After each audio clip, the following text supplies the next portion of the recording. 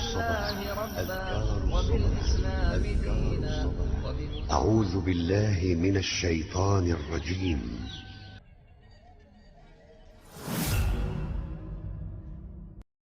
السلام عليكم ورحمة الله وبركاته. الحمد لله الذي بنعمته تتم الصالحات. Segala puji bagi Allah Jalla Jalaluh, yang karena nikmatnya kebaikan-kebaikan menjadi sempurna, yang karena rahmatnya niat-niat baik hamba dapat terlaksana. Alhamdulillah, hari ini hari Jumat, tanggal berapa? Tanggal berapa jemaah? Tanggal 22 Sya'ban ya. Karena saya masih melihat jam di masjid kita ini masih Masehi gitu. Iya. 20 ya. Saya mungkin gak bosan-bosan mengingatkan jamaah ini, khususnya mungkin takmir masjidnya, bahwasanya kita umat Islam, kita punya penanggalan sendiri. Orang Cina punya penanggalan sendiri, orang Yunani punya penanggalan sendiri, bahkan orang Jawa punya penanggalan sendiri, dan kita umat Islam punya penanggalan sendiri. Maka nggak perlulah kita ini ikut-ikut penanggalan orang-orang selain Islam. Dan penanggalan Masehi adalah penanggalannya orang-orang Kristen, dan berhak mereka, nggak ada masalah. Orang Yahudi punya penanggalan, orang Kristen punya penanggalan, dan semua agama punya penanggalan. Cuma kita alhamdulillah, kita orang Islam dan kita punya penanggalan sendiri, penanggalan kita Hijriyah. Jadi sekarang tanggal 22 Sya'ban 1435 Hijriyah. Alhamdulillah. Allahumma salli wa sallim wa zid wa barik wa an'im ala abdika wa rasulika habibina wa nabiyina Muhammad. Ya Allah, semoga salawatmu, semoga salam dan berkahmu senantiasa kau tambahkan untuk hamba kekasihmu Nabi kita Muhammad sallallahu alaihi wasallam, dan untuk keluarga beliau, untuk istri-istri beliau, yang terutama Khadijah, Aisyah, Hafsah, Saudah, Ummu Habibah, Ummu Salamah, Zainab, Juwairiyah, dan istri Nabi kita yang lainnya. Dan semoga para sahabat Nabi yang mereka telah berjuang menegakkan agama Allah ini diberi rahmat dan ridha oleh Allah Jalla Jalaluh. Amma ba'd. Ma'asyiral muslimin rahimakumullah, hari ini hari Jumat. Hari Jumat ini adalah khairul ayyam, adalah hari yang paling baik. Hari yang paling baik buat siapa? Buat umat Islam tentunya. Kembali lagi, kalau tadi kita katakan masalah penanggalan, masalah kalender, semua punya kalender, dan semua agama itu memiliki hari-hari besar. Semua agama.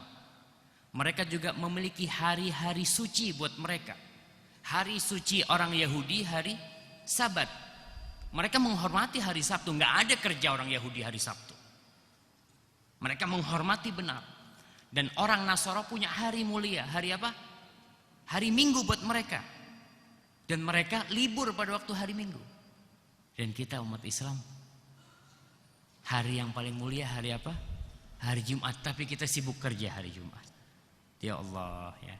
Semoga Allah Subhanahu wa taala memberikan rahmatnya buat kita sehingga kita bisa merasakan nikmatnya hari Jumat. Ada propaganda untuk memburukkan hari Jumat dari Zionisme tentunya. Propaganda bagaimana orang Islam benci sama hari Jumat. Coba kita lihat tuh film-film horor, mesti Friday, ya, hari Jumat. Jadi kita, anak nggak ngomong, saya waktu kecil kalau malam Jumat takut, ada perasaan itu, malam Jumat. Kalau lewat jalan yang gelap, itu muncul perasaan nanti ada setan, ada pocong. Padahal kata Rasul sallallahu alaihi wasallam, "Inna min khairi ayyamikum yaumul jumu'ah."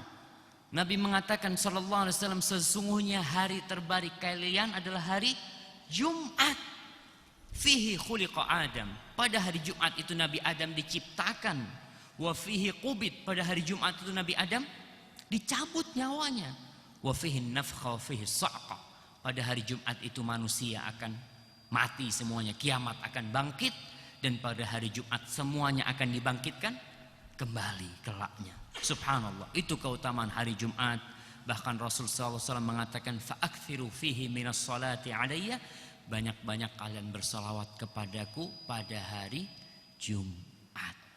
Jadi hari Jumat itu hari yang sangat mulia buat kita. Nggak ada hari buruk. Dalam Islam itu tidak ada hari buruk. Semua hari itu baik, tapi yang paling baik hari Jumat. Maka banyak-banyak sholawat, dan di hari Jumat itu ada waktu mustajab ya. Di akhir Jumat ini ada waktu mustajab di mana doa kita dikabulkan oleh Allah Jalla Jalaluh. Semoga Allah memberikan kepada kita karunia-Nya sehingga kita bisa berdoa di waktu itu. Ma'asyiral muslimin, kajian kita pada hari ini apa temanya? Rencananya rumahku masih ngontrak, tapi tetap rumahku masih ngontrak. Maksudnya walaupun temanya itu nggak jadi, tetap rumahku masih ngontrak. Jadi nggak ada yang punya rumah tetap gitu. Mau temanya diganti, tetap bapak-bapak rumahnya ngontrak, walaupun punya sertifikat. Walaupun punya sertifikat atas namanya, tetap rumahnya ngontrak. Karena pada suatu hari bapak harus keluar dari rumah itu. Harus keluar. Mau tidak mau, suka tidak suka. Anak-anaknya bakal ngusir bapak-bapak. Diusir, digotong, dimandikan, dilemparkan dari rumah. Nggak ada, itu rumah pakai sertifikat atas nama bapak ya. Oh iya, tapi bapak masa kontraknya sudah habis. Bapak harus keluar dari rumah itu.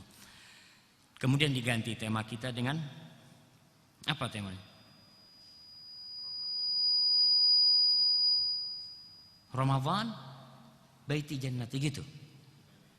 Mengembalikan Baiti Jannati dengan Ramadan. Mungkin seperti itu ya. Ya memang kita sudah mau masuk bulan Ramadan. Soalnya panitianya minta Ustadz gimana kajiannya tentang keluarga katanya. Makanya kita bagaimana sekarang memanfaatkan bulan Ramadan ini bisa menjadikan rumah kita surga kita. Bagaimana suami-suami yang tidak betah di rumah di bulan Ramadan jadi betah di rumah. Bagaimana suami-suami yang suka ngelayap di malam bulan Ramadan, di bulan Ramadan tahun ini dan tahun selanjutnya suami-suami bisa menjadi imam di rumahnya untuk sholat taraweh umpamanya. Bagaimana itu bisa terjadi di bulan Ramadan ini. Ma'asyiral muslimin, istilah Baiti Jannati artinya rumahku, surgaku. Siapa yang rumahnya sudah surganya? Ada. Insyaallah semuanya lah. Karena ada suami-suami itu yang kalau ngelihat rumahnya kepingin cepat keluar gitu kan ya. Yang ngelihat pintu rumahnya, ya Allah ketemu lagi tuh sama bini gitu kan. Kadang-kala udah bosan hidup sama bininya. Tapi ada orang yang sampai tua, subhanallah, dia tetap bisa memadu kasih dengan istrinya. Tadi saya sempat baca sebuah hadis. Hadis tentang Khawlah. Khawlah ini adalah seorang istri sahabat yang dia dizihar sama suaminya. Dia sudah tua renta, dizihar. Zihar itu artinya seorang suami ketika mengatakan kepada istrinya, anti ka dhahri ummi. Engkau seperti punggung ibuku. Engkau seperti punggung ibuku. Artinya haram buat aku untuk mengumpuli dirimu. Kemudian turut ayat Mujadilah itu. Salah satu yang dikatakan oleh Aisyah, ini Khawlah curhat kepada Rasulullah SAW. Maka ibu-ibu kalau mau curhat jangan salah orang. Jangan salah milih teman curhat. Carilah teman yang bisa memberikan solusi untuk masalah yang kita hadapin. Bukan malah memberikan bensin untuk api yang sudah terbakar di rumah kita. Ini Khawlah datang kepada Rasulullah SAW menceritakannya, Rasulullah, akala syababi. Dia mengatakan, ini suamiku sudah menghabiskan masa mudaku. Sudah makan masa mudaku. Wa nathartu lahu batni, dan aku jadikan perutku untuk dia, untuk anak-anaknya, untuk hamil ya. Falamma kaburtu waharani. Ketika aku sudah tua, tahu-tahu dia mencampakkan aku seperti itu. Subhanallah. Itu suatu pengaduan dari seorang wanita kepada Rasulullah sallallahu alaihi wasallam. Maka turunlah ayat surat Al-Mujadilah, qad sami Allah qaulal lati tujadiluka fi zawjiha wa tashtaki ila Allah. Allah telah mendengar Aisyah ketika itu berada di rumah Nabi. Rumahnya Nabi itu mungkin 4x5 ya. Satu ruangan aja tuh. Kalau itu paling besar segitu. Aisyah sekamar di situ bersama Rasul SAW. Ini suaranya kayaknya. Ya, sambil diperbaikin anak numpang minum nih. Bismillah.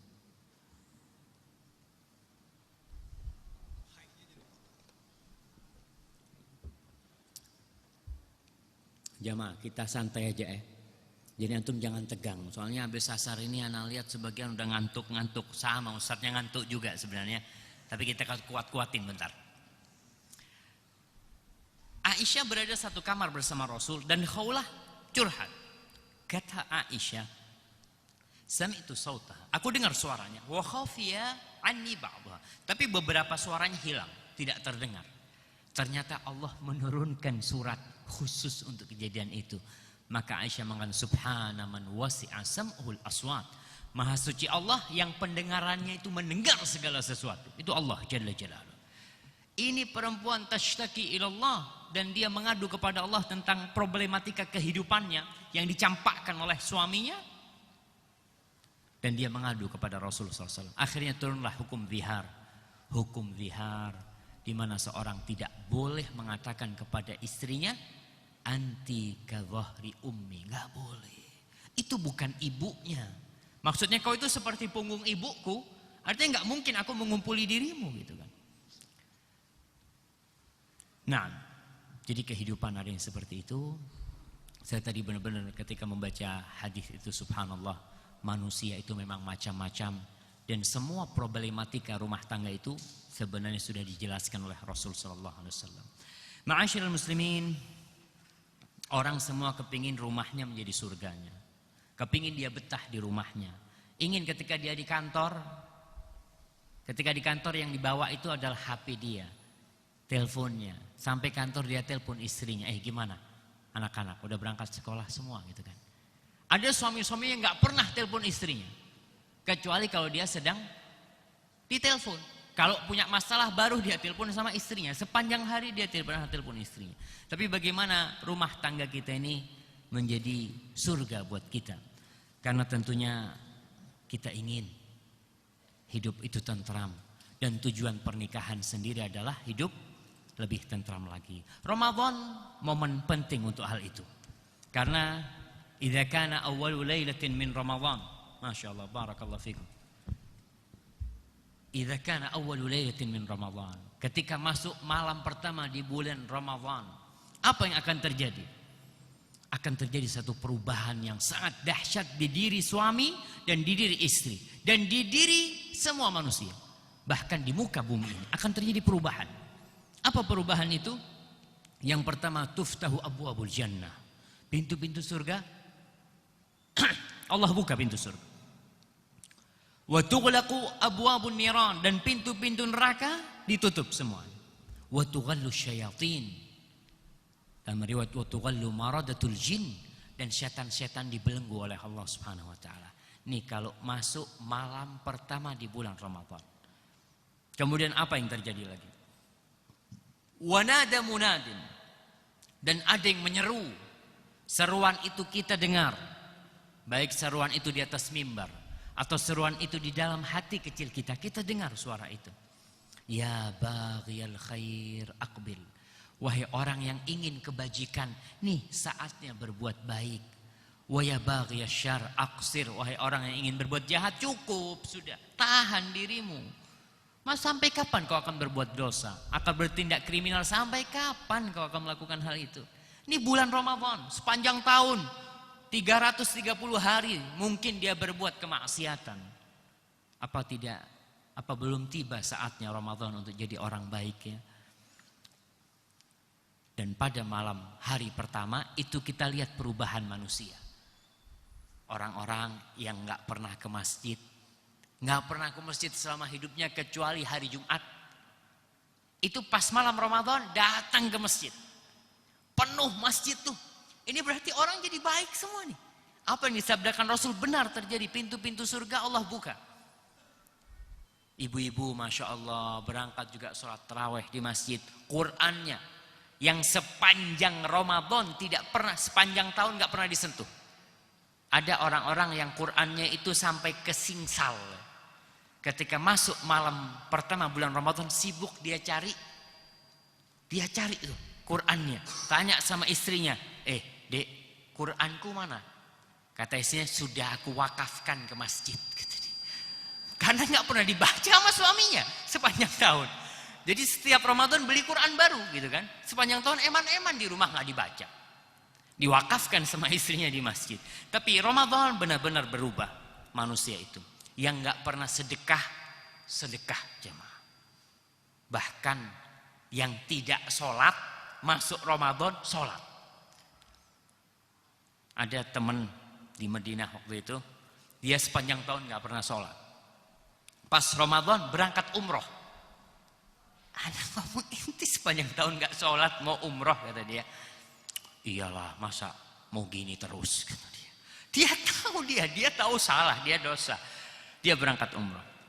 Itu salah satu bukti apa yang disabdakan Rasul sallallahu alaihi wasallam benar-benar terjadi. Maka Ramadan adalah momen penting buat kita untuk memperbaiki diri kita.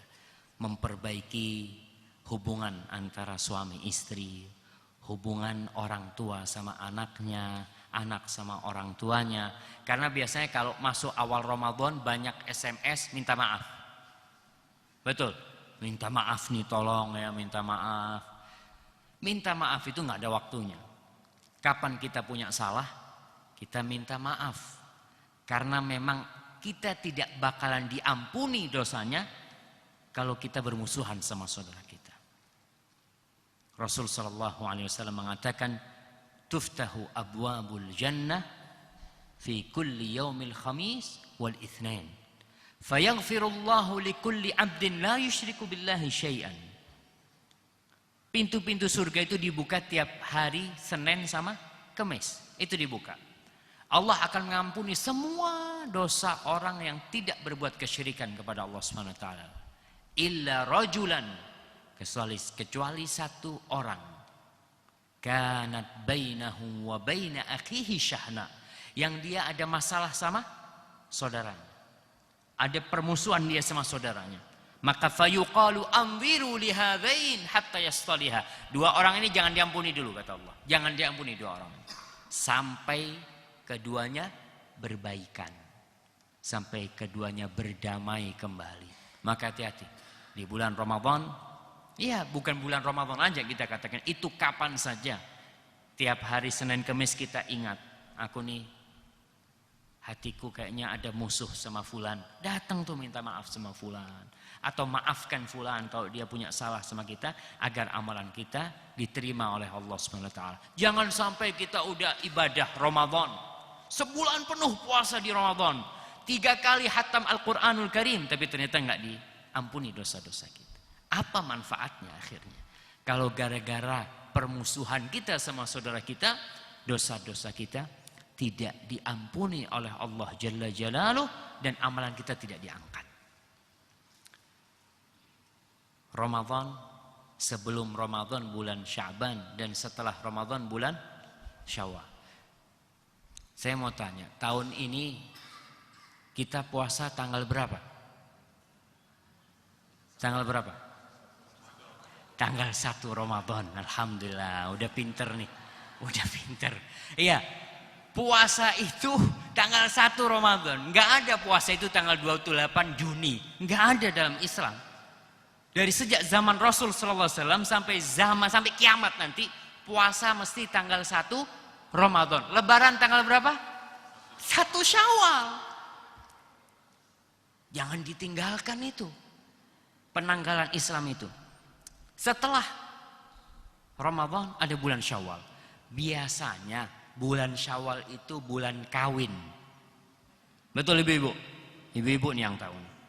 Karena kalau mau kawin sebelum Ramadan, Ustaz gimana Ustaz nikah sebelum Ramadan? Walaupun ada tuh orang-orang yang berani nikah sebelum Ramadan, barakallahu fi. Semoga Allah memberkahi dan menjaganya. Karena ada aturan-aturan di bulan Ramadan yang memberatkan pengantin baru. Maka yang kita harus bicarakan nih, bagaimana ibu-ibu, bapak-bapak yang mau cari menantu. Atau bagaimana nih, umpamanya duda-duda yang mau kawin nih. Umpamanya, apa yang harus dia persiapkan. Kemudian janda-janda yang mau nikah juga harus tahu.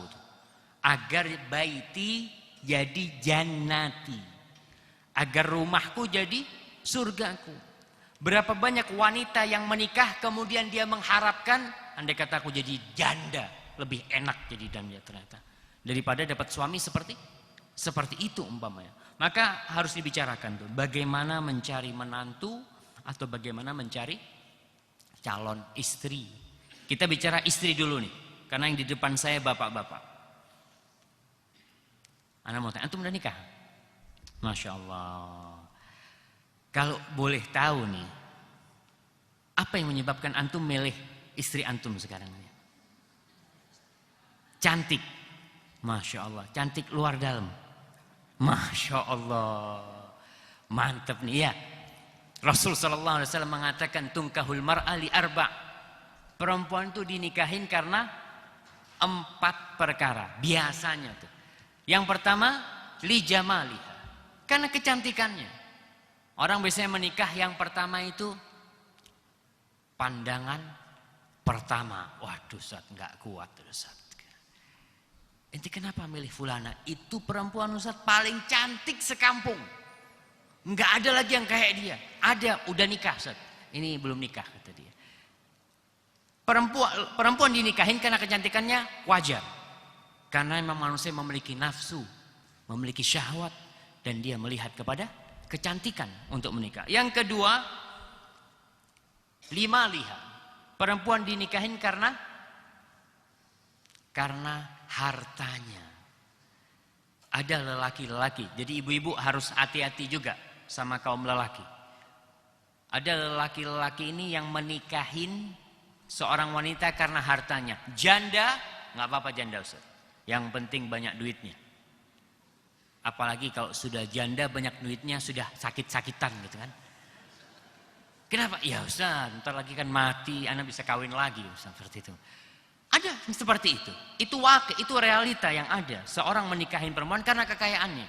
Dia ngomong Ustaz, anak udah umur 25 tahun atau 30 tahun Ustaz. Hidup susah, mungkin anak nikah dengan perempuan kaya ini hidupnya lebih senang. Belum tentu.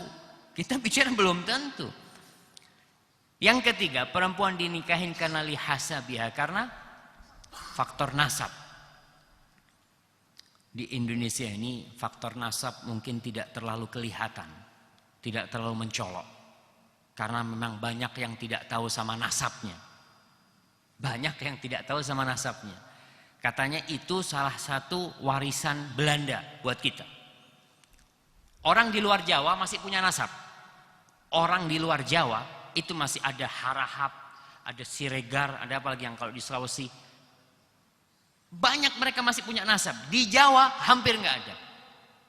Karena katanya orang Jawa dulu itu lebih pintar daripada orang luar Jawa katanya. Makanya bagaimana orang Jawa ini tidak ada afiliasi kepada raja-raja dulu. Mungkin ada yang keturunannya Gajah Mada gitu kan. Kan Gajah Mada di Jawa gitu kan. Jelas keturunannya di Jawa. Atau keturunannya raja-raja Jawa pada waktu itu. Itu katanya dihapuskan katanya. Makanya saya mau tanya nih. Tanya antum. Antum namanya siapa? Nah. Oh, antum, Tayyib, fadhal. Abdullah bin Abdurrahim bin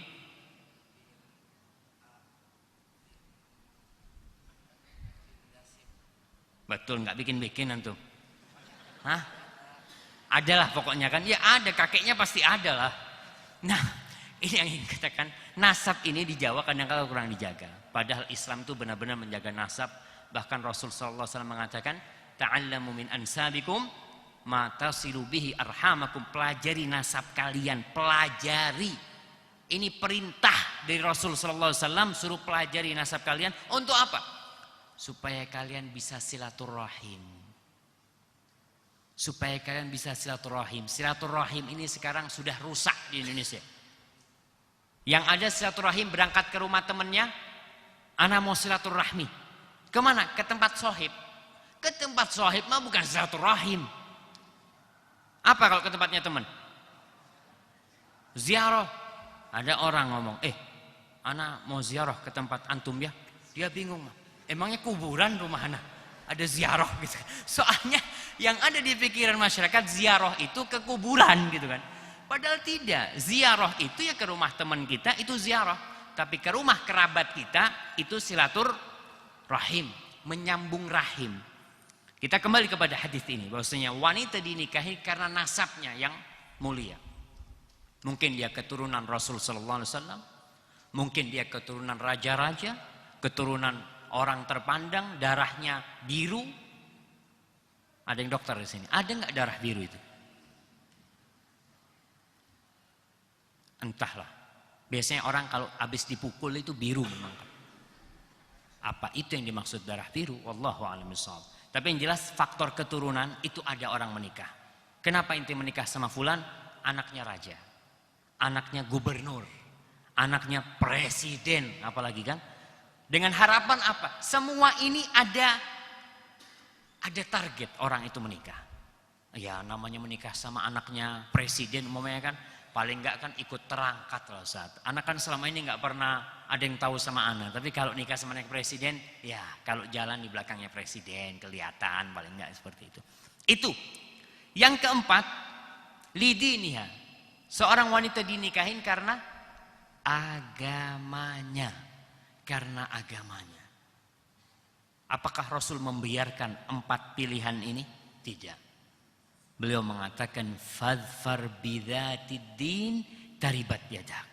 Rasul mengatakan beruntunglah engkau dengan perempuan yang agamanya baik. Taribat yadak, selamat kau nanti. Selamat kau. Kalau kau memilih dari keempat sifat itu yang agamanya baik, hidupmu selamat. Kira-kira ada nggak perempuan yang memiliki 4 kriteria itu? Kaya, cantik, anak orang terpandang, dan agamanya baik. Ada kira-kira?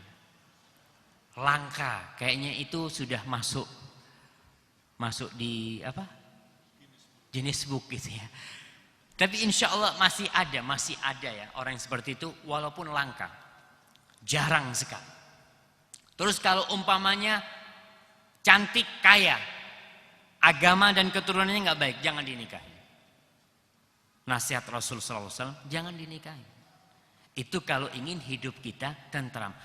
Kemudian Ustaz gimana nih? Perempuan jelek, nggak cantik, miskin, keturunan orang biasa-biasa, tapi Ustaz agamanya jangan ditanya Ustaz. Hormatnya dia sama orang tua, akhlaknya mulia. Nikah enggak? Jelek Ustaz. Hah? Bismillah, nikahin jamaah. Ada istilah cantik karena cinta, cinta karena cantik tuh. Hafalin tuh. Cantik karena cinta, cinta karena cantik. Siapa yang bisa jelasin tuh? Anak kasih hadiah. Tenang, anak kasih hadiah. Nah. Iya. Cantik karena cinta, cinta karena cantik. Mana nih orang-orang yang pecinta di sini? Nah, fadhal.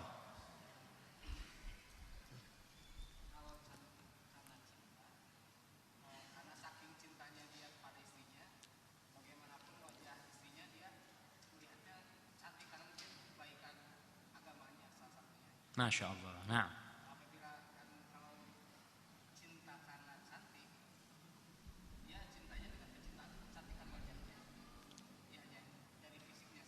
Nah, barakallahu fikum. Fadal, fadal, masya Allah.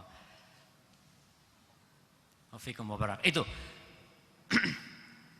cantik karena cinta, cantik karena cinta. Walaupun rupanya jelek, karena dia cantik, orang sekampung ngomongin dia. Itu bininya kau tuh jelek kata dia. Jangan main-main loh. Ambil samurai ya kamu tengok.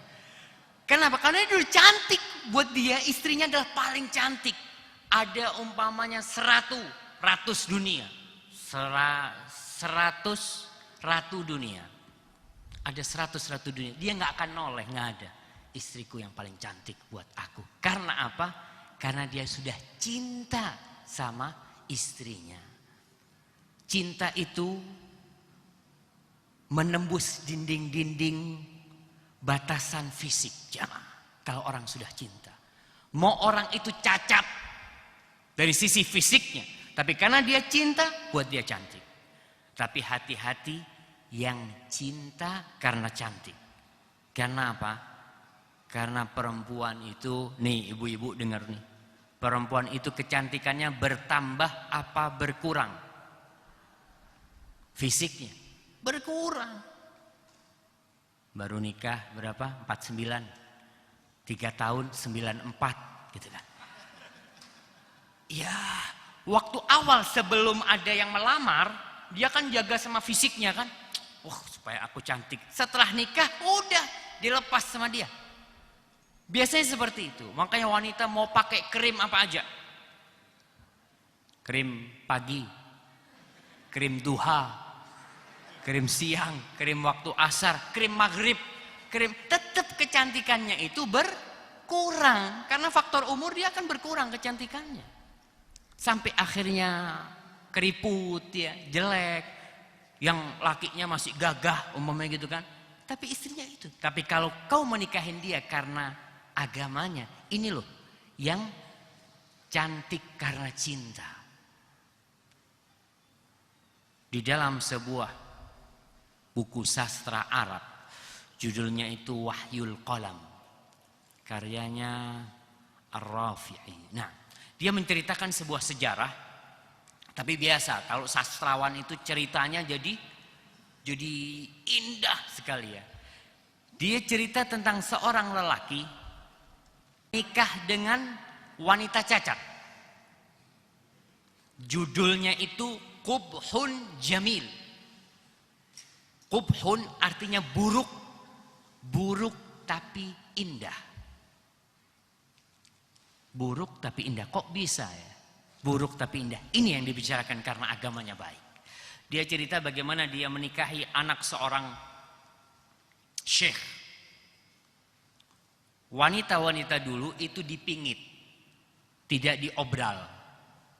Kalau sekarang kan ya Allah ya kita benar-benar sedih ya. Orang tua yang mengobral anaknya. Jadi anaknya kalau nggak ada pacarnya bingung ibunya itu. Kok belum ada yang ngambil ya anaknya.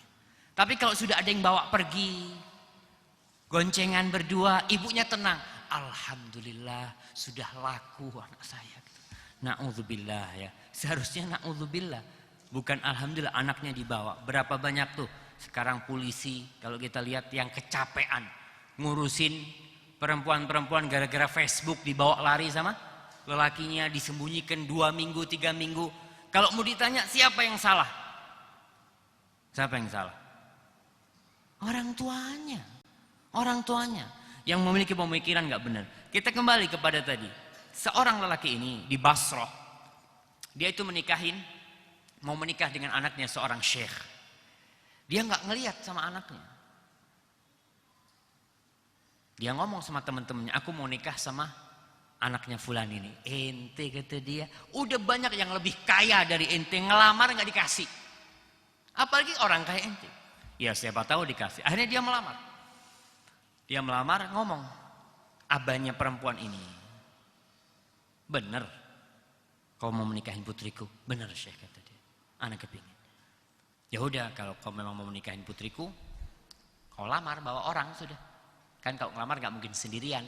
pasti bawa keluarganya gitu kan. Dia bawa teman-temannya itu. Akhirnya terjadi kesepakatan hari pernikahan. Dia belum melihat putrinya. Rasul SAW menasehati kita ketika mau menikah itu untuk melihat kepada putrinya. Tapi karena dia tahu nih anaknya Syekh udah aman sudahlah. Orang semua keluarganya ganteng-ganteng. Biasanya kalau orang ganteng keturunannya ganteng juga gitu kan. Ayu kalau perempuan. Maka dia tidak mau melihat sudah. Akhirnya dinikahkan, udah resepsi, udah selesai. Malam dia cerita sholat maghrib berjamaah sama orang tuanya. Sholat maghrib berjamaah. Abahnya itu doa. Panjang banget doanya kata dia. Apa musibah dapat menantu anak dia. Bingung nih menantunya ini. Selesai maghrib isya. Sholat berjamaah lagi. Lama juga dia doanya. Akhirnya tanya nih si mertua, kau mau masuk menjumpai istrimu? Ya iyalah kata dia. Dari tadi udah ditunggu-tunggu gitu kan. Akhirnya masuklah. Fadhal kau masuk. Ketika masuk ke rumahnya, yang menyambutku itu orang-orang tua kayak bangkai hidup. Orang-orang paling muda mungkin umur 60 tahun kata dia. Yang menyambutkan biasanya kan disambut sama orang-orang tua kata dia, Allah kata dia. Sampai akhirnya aku dimasukkan ke kamar pengantin. Alhamdulillah, baru aku lega hatinya. Masuk kamar itu, tahu-tahu datang seorang perempuan yang bersimpuh di bawah kaki dia.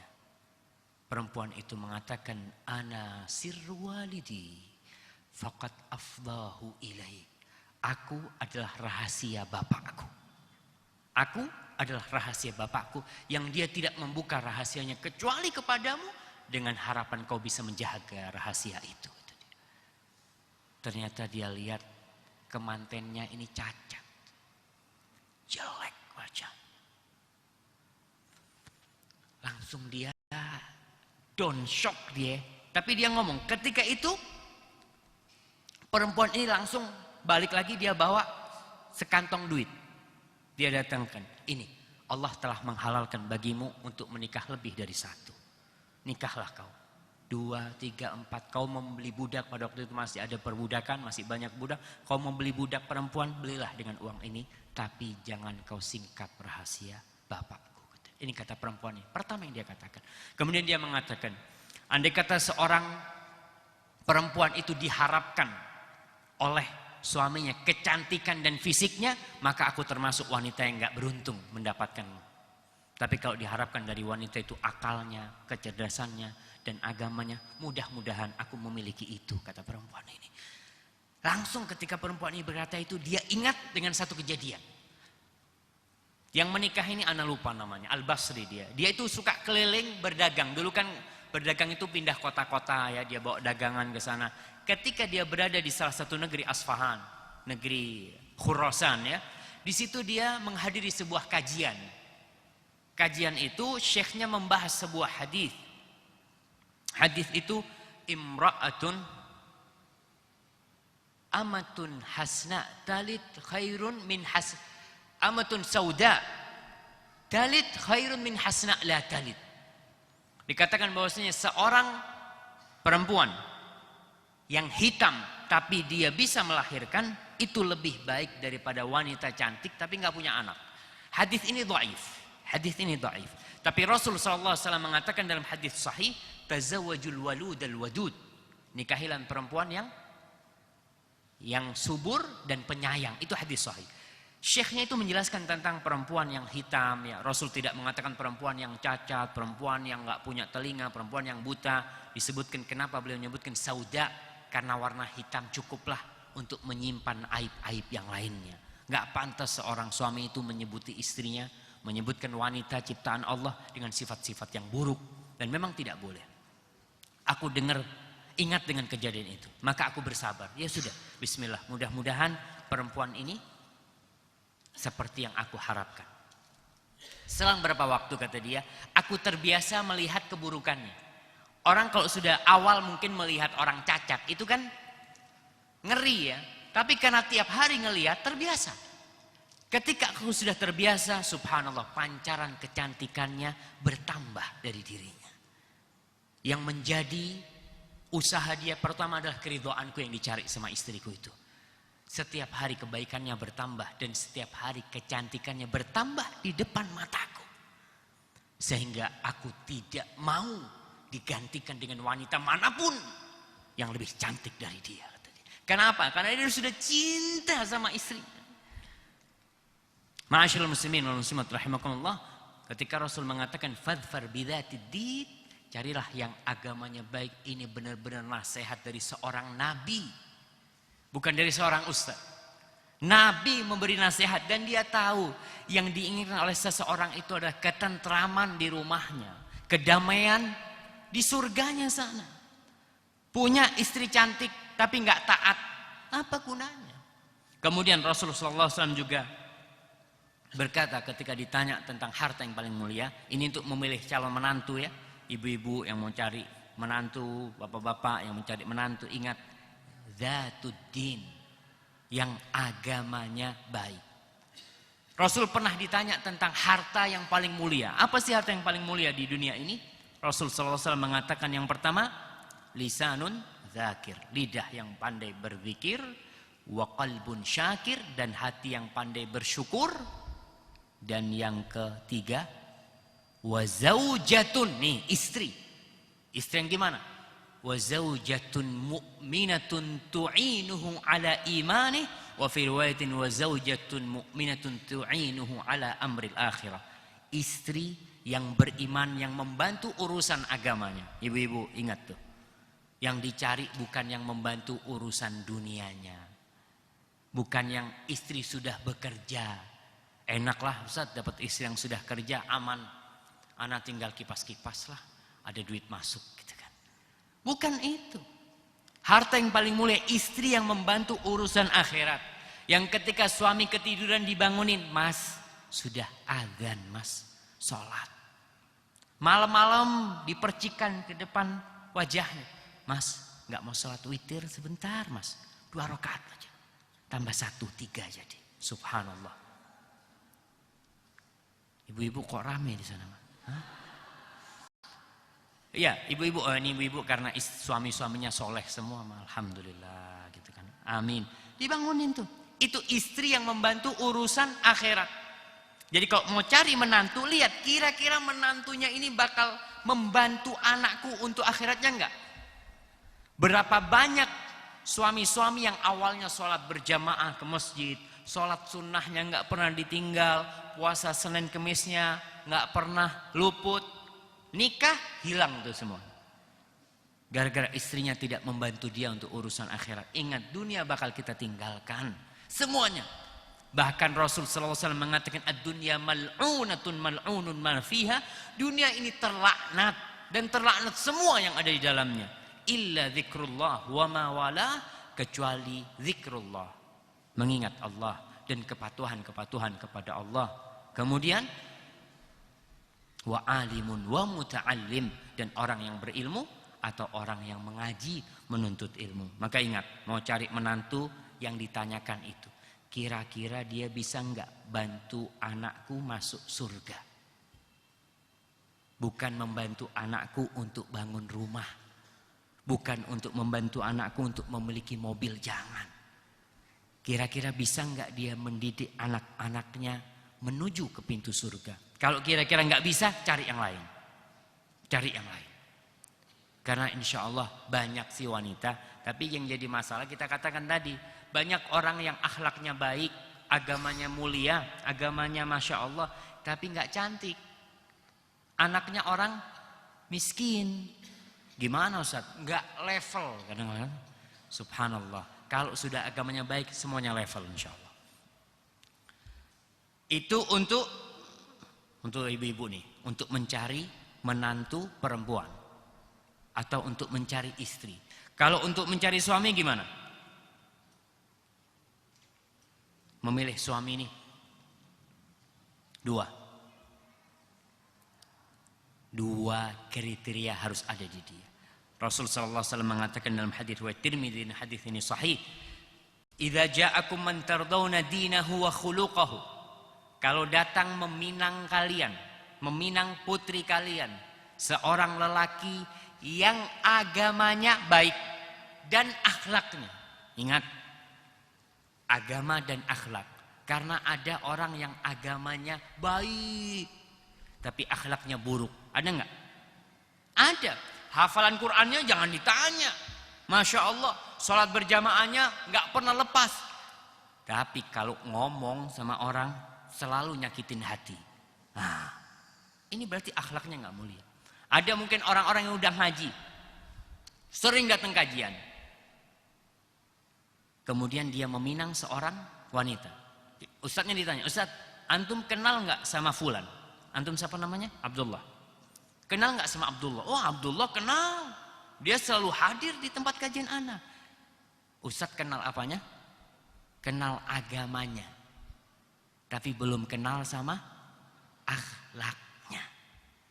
Karena untuk akhlak itu di luar kita biar tahu. Bagaimana dia sama tetangganya? Bagaimana kalau dia bos sama anak buahnya? Bagaimana kalau dia anak buah sama bosnya? Bagaimana dia sama orang tuanya? Bagaimana dia sama kakaknya? Bagaimana dia sama adiknya? Itu akhlak. Memang akhlak lebih spesifik kepada hubungan sama manusia. Kalau hubungan sama Allah ya agama lah. Alhamdulillah Ustaz, dia nggak minum gitu kan. Dia orangnya baik, dia nggak minum, teman-temannya baik. Cuma urusan akhlak hati-hati. Karena ada lelaki-lelaki yang mungkin sudah ngaji tapi kasar. Ada. Kita mau anak kita dibukulin sama suaminya? Nggak mau kita. Maka akhlak. Ada orang-orang yang sudah ngaji tapi suruh bayar utang susah gitu kan. Udah ngaji Masya Allah, bahkan hafal 7 juz amma. Ketika ditagih, ente punya utang sama anak tadi. Masa anak punya utang sama ente? Nantilah, gampang gitu kan. Ada orang-orang yang seperti itu. Maka Rasul memberikan 2 kriteria. Akhlaknya mulia dan agamanya baik. Fazawwijuhu. Kalau yang meminang anak kalian punya 2 hal ini, nikahkan anak kalian.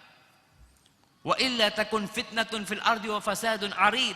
Kalau orang seperti ini tidak kalian nikahkan, maka akan terjadi kerusakan di muka bumi ini. Akan terjadi fitnah, kekacauan dan kerusakan yang besar sekali. Betul. Ketika orang-orang yang soleh tidak dinikahkan, kemudian yang dinikahkan adalah orang-orang yang gak soleh. Berapa banyak jamaah perempuan-perempuan yang curhat sama ustadz tuh. Ustadz siapa aja? Ustadz, suami ana nih nggak benar Ustaz, gitu kan. Macam-macam seperti itu. Dulu ketika baru nikah semuanya benar. Tapi setelah setahun 2 tahun kelihatan belangnya. Ketahuan tuh belangnya umpamanya. Maka ini tugas orang tua untuk mensurvei. Kirim orang tuh. Apalagi kita di polisi ini kan gampang kalau jadi intel kan. Coba kau lihat tuh. Fulan gimana, baik enggak? Kalau sholatnya oke, sholatnya sudah selesai. Masalah agama jangan ditanya. Anak kepingin tahu gimana akhlaknya dia. Wah, kata dia, suka jelek-jelekin orang. Ngomongnya seperti itu. Ya hati-hati sudah.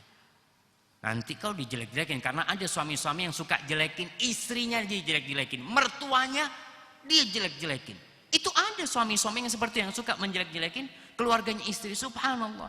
Kalau kau nggak suka sama istrimu, sama keluarga istrimu, kenapa kau datang meminang dia? Sekarang udah dikasih anaknya, dijelek-jelekin yang ngasih sama dia. Ini termasuk tidak bersyukur kepada mertuanya yang sudah memberikan putrinya. Jadi ingat agama dan akhlaknya.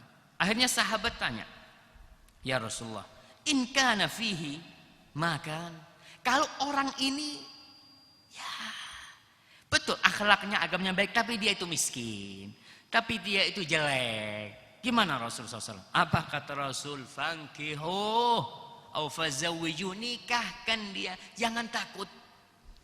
Kalau menikahkan putri kita, menikahkan anak kita dengan seorang yang akhlaknya mulia dan agamanya baik, aman, dan akan dirasakan bagaimana istri itu berbahagia sama dia. Karena seorang yang beriman, seorang yang berakhlak mulia, dia akan menghormati wanita. Karena itu pesan Rasul sallallahu alaihi wasallam kepada seorang muslim. Rasul mengatakan, "Uharrij 'alaikum bihaqqid dha'ifain." Kata Rasul sallallahu alaihi wasallam tuh, aku timpakan kesulitan buat kalian, hati-hati kalau kalian tidak menjaga 2 hak manusia yang lemah. Yang pertama, yatim, anak yatim. Dan yang kedua adalah al-mar'ah, perempuan.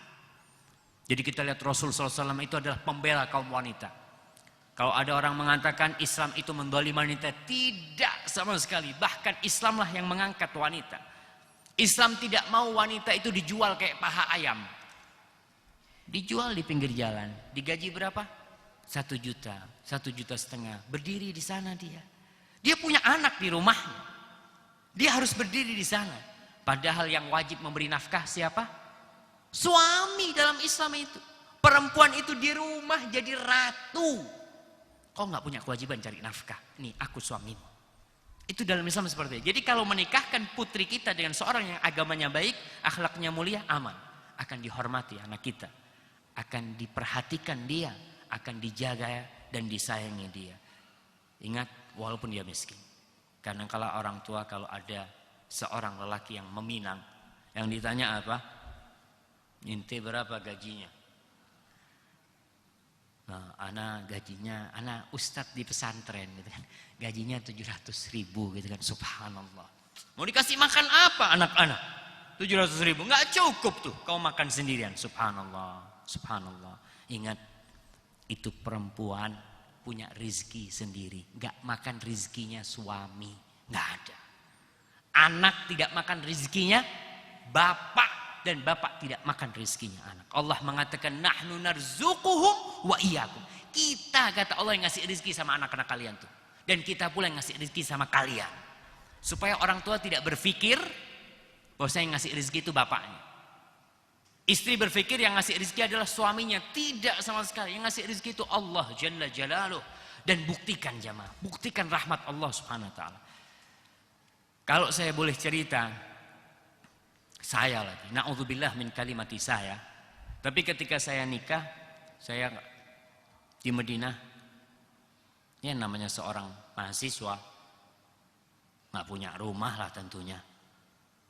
Gaji jelas, pengeluaran jelas juga. Akhirnya ketika saya nikah, ngutang jelas. Dan yakinlah, yang mau nikah nggak punya duit, utang. Boleh utang jamaah, maharnya. Umpamanya mertuanya ngomong, saya nikahkan kau dengan mahar 100 juta gitu kan. Iya, tapi bayar cicil sampai mati nggak apa-apa kan? Berarti itu mamanya. Iya nggak apa-apa, bismillah sudah. Bayar tiap bulan 100.000 bayar. Umpamanya sampai mati nanti. Kalau aku mati, ya tolong diikhlaskan lah. Gitu. Yakin dengan itu, boleh utang. Dan Rasul SAW mengatakan ada 3 manusia yang Allah akan nanggung dia. Salah satunya wasyabun nakaha min ajli afaf. Seorang pemuda yang menikah untuk menjaga kehormatan dirinya. Ingat, menikah untuk menjaga kehormatan dirinya.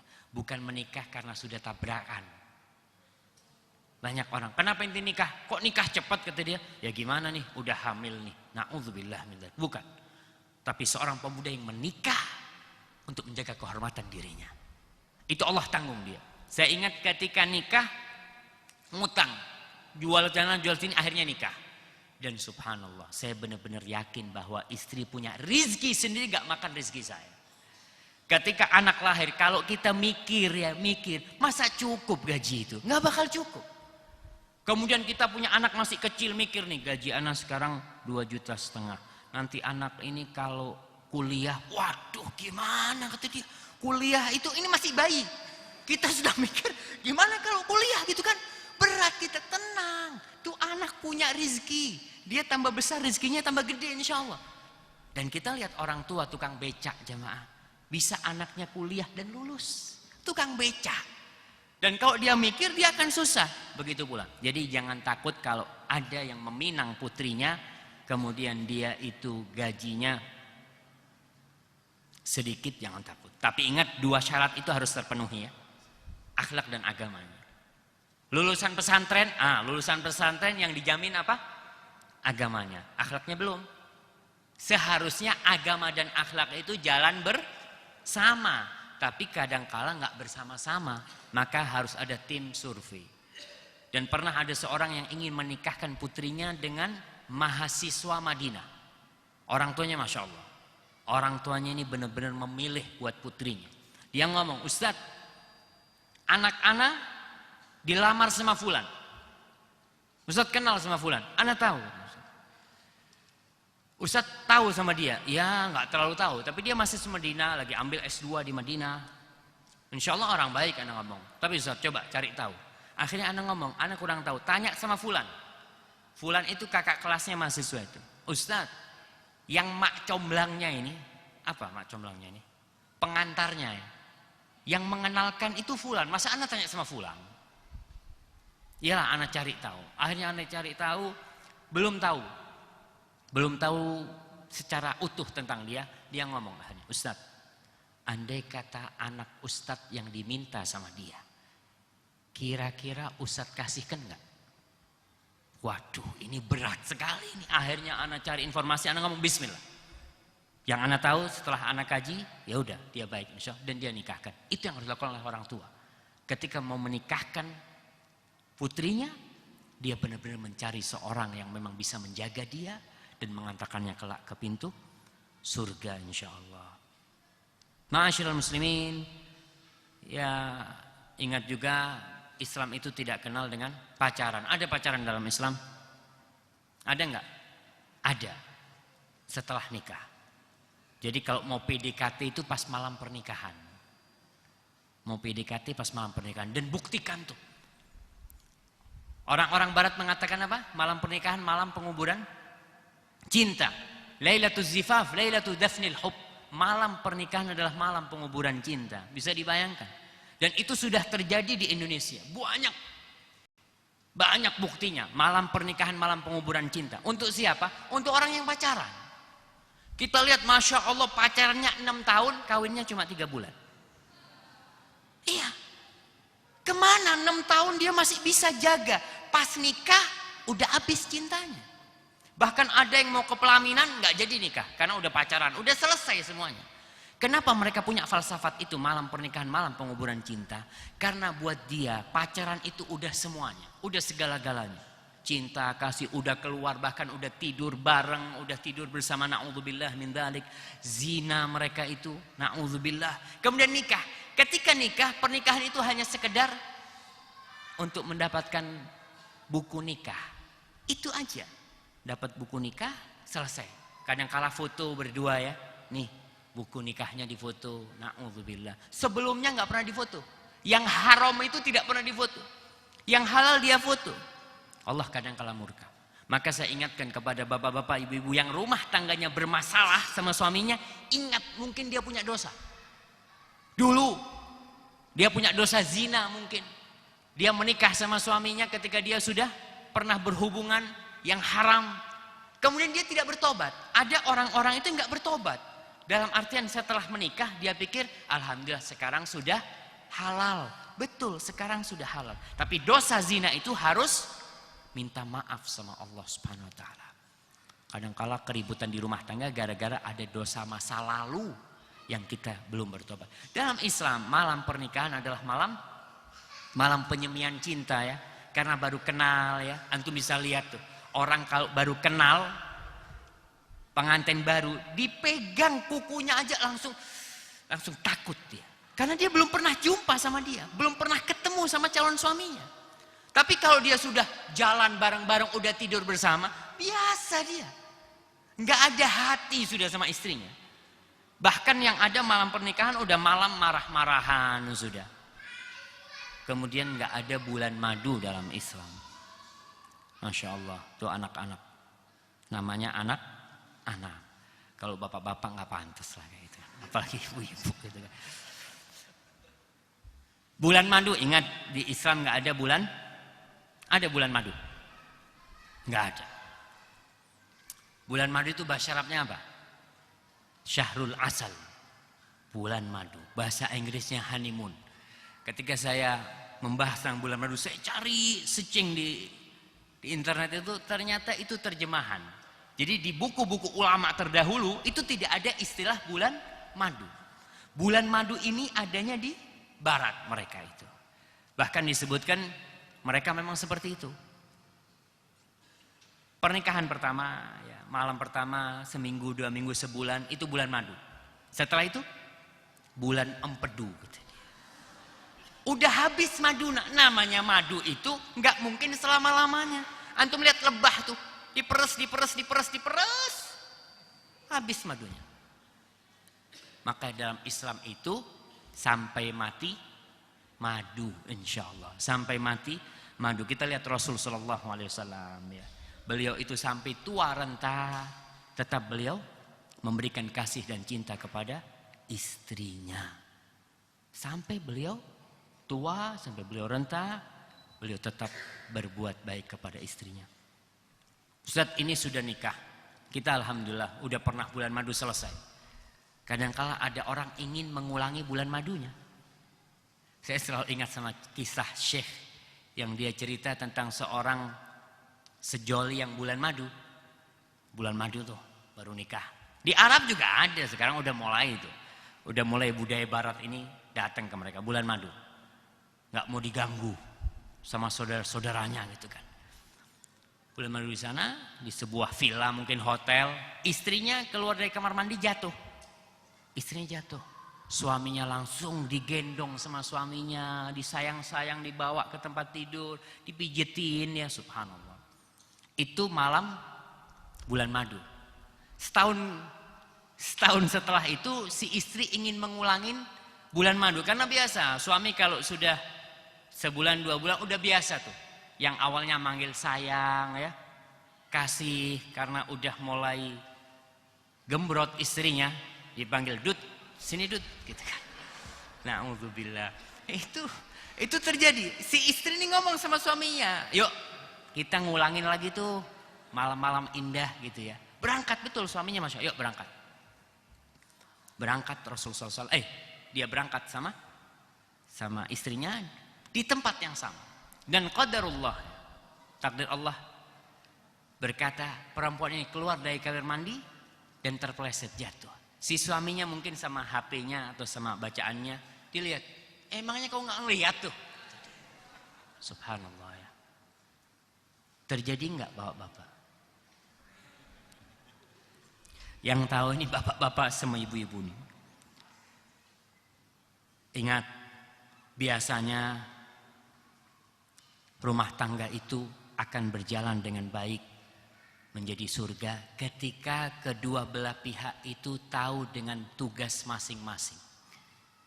Tahu dengan tugas masing-masing. Jadi harus ada, kalau istilahnya sekarang tuh MOU ya, apa? Kesepakatan gitu kan. Apa tugasmu, apa kewajibanmu? Udah, sebenarnya nggak perlu ada di antara suami istri. Allah sudah menjelaskan pekerjaannya masing-masing, udah Allah jelasin. Istri sebagai apa, suami sebagai apa. Ketika tahu, insya Allah bisa berjalan. Istri tugasnya apa? Di rumah. Ustadz ini nggak tahu apa istilah gender sekarang. Dulu kita kan diajarin di buku SD apa? Budi berangkat ke sekolah. Bapak Budi ke sawah. Ibu Budi ke pasar ya. Mana? Mana yang masih ingat nih, yang baru SD, masih belajar tuh. Ana lupa lah. Jadi mereka mengatakan harus dirubah itu. Perempuan kok di rumah? Perempuan itu kerjanya di mana? Harus bersama lelaki. Saya heran. Kalau umpamanya perempuan itu harus sama dengan lelaki, yang ngurus anak siapa? Siapa yang ngurus anak? Pembantu. Pembantu perempuan apa laki? Perempuan. Akhirnya kita yang mau sama dengan lelaki, tapi pembantu nggak boleh sama lelaki. Kalau pembantunya sama suaminya, siapa yang ngurusin anak kita? Nggak ada. Itu tugas udah, ya Allah, udah dibagi-bagi. Maka tolong suami istri ini saling memahami apa tugasnya, apa kewajibannya, dan apa hak-haknya. Karena Allah mengatakan walahunna mithlul ladzi 'alaihinna bil ma'ruf, dan wanita-wanita itu punya hak seperti atau sepadan dengan kewajiban dia. Kalau ini dijaga, insya Allah aman. Ramadan ini gimana sekarang Ustaz? Nasihat saya kepada bapak-bapak, Ramadan ini ya, kalau istrinya menyajikan sesuatu, tolonglah katakan syukron, katakan makasih. Kita nih, kalau di warung ada orang nganterin air ya, kita ngomong terima kasih sama dia. Istri kita 20 tahun, setiap hari nyajikan makanan, pernah dapat terima kasih ibu-ibu? Syukron dari suaminya pernah dapat? Nggak tahu. Bapak-bapak pernah ngomong sama istrinya, "Dik, jazakillah khairan," gitu kan. Masya Allah gitu kan. Nggak ada. Padahal mungkin dia makan, kok kayak gini sih. Rasul sallallahu alaihi wasallam mengatakan, "Man sana'a ilaikum ma'rufan fakafi'u." Kalau ada orang berbuat kebajikan sama kalian, apa? Kafi'u, balas dia. Fa in lam tajidu ma tukafi'una bihi. Kalau kalian nggak bisa balas, maka doakan dia. Apa doanya? Jazakallahu khairan. Makasih. Istri kita yang udah hamil anak kita, ngomonglah sekali-kali, "Dek, subhanallah ya. Makasih banyak kau sudah membawa anakku di perutmu ini." Kita kalau ada yang gendong anak kita, kita katakan syukron, kita terima kasih. Tapi sama istri kita kadangkala kita tidak pernah mengatakan syukron. Maka sekarang, mulai sekarang nih, Ramadan momen ya, biasanya istri itu nyajikan makanan yang enak-enak. Sehingga bulan Ramadan seperti bukan bulan puasa. Ramadan itu seperti bulan wisata kuliner. Tiap hari ganti makanannya. Bahkan Masya Allah, bapak-bapak, ibu-ibu, selesai Ramadan bukan tambah kurus, tambah gemuk gitu loh. Ini kan nggak benar. Puasa itu bulan tidak makan. Kok selesai Ramadan tambah gemuk? Berarti ada yang salah nih. Ada yang salah.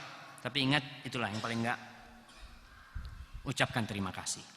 Suami sebagai nahkoda juga harus membimbing istrinya.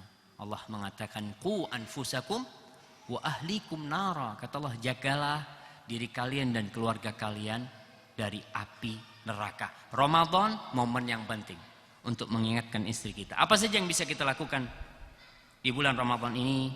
Yang pertama, agar baiti jadi jannati ini, berbukalah di rumah. Suami kalau bisa berbuka di rumah bersama keluarganya, bersama anaknya. Baru setelah itu berangkat ke masjid ya. Yang nggak pernah ke masjid, ada orang yang Masya Allah makan, azan langsung makan, semuanya mau dimakan. Sudah orang udah pada pulang sholat, dia masih duduk. "Pak, udah sholat Pak?" "Belum bisa berdiri." Jangan, pokok cukup lah, pokok cukup dimakan terus sholat, kemudian duduk bersama keluarganya. Yang kedua, ngaji, tadarus. Tadarus ini ya ngaji sama istrinya. Ada orang yang tidak pernah hatam, tapi Ramadan kumpul lah. Istriku, anakku, nanti habis isya, habis tarawih, yuk kita ngaji. Paling enggak suami ngaji, anaknya meneliti ya, memperbaiki. Begitu pula istrinya. Agar Ramadan ini benar-benar menjadi bulan yang penuh berkah. Sedekah umpamanya, saling bersedekah, kasih kepada keluarga istri. Bapak-bapak yang punya kelebihan harta, kasih itu keluarga istri. Ada suami-suami yang pelit sekali sama keluarga istrinya. Dia sama keluarganya sendiri, alhamdulillah loyal dialah. Royal dia itu sama keluarganya. Tapi sama keluarga istri pelit, janganlah. Jangan. Karena mertua itu sudah ngasih putrinya sama kita. Yang seharusnya perempuan itu berbakti kepada orang tuanya. Kepada siapa dia berbakti? Kepada suaminya. Maka tolong kita punya rezeki Ramadan, diperhatikan keluarga, istri kita. Barakallahu fikum. Iya, seperti itu dan banyak lagi hal-hal yang bisa kita lakukan. Sahur juga bersama, ya. Kemudian sholat taraweh kalau bisa bersama. Umpamanya nggak mau sholat di masjid, sholat tarawehnya, mau sholat tengah malam nggak apa-apa. Sholat di rumah suaminya jadi imam umpamanya, itu juga diperbolehkan. Walaupun yang afdal kita untuk sholat taraweh ini mungkin lebih afdal di masjid. Di situ kita bisa lebih menikmatin sholat itu. Namun bagi orang-orang yang mau sholat di rumahnya, tarawehnya sama keluarganya nggak masalah. Jadi masih banyak jamaah ya, yang bisa dilakukan oleh pasangan suami istri ini di bulan Ramadan ini. Saling memaafkan, itu bukan hanya di bulan Ramadan. Dan saling melihat kepada kelebihan, tidak melihat kepada kekurangannya. Lihatlah kepada kelebihannya. Itulah yang akan mengantarkan kepada baiti jannati, rumahku menjadi surgaku.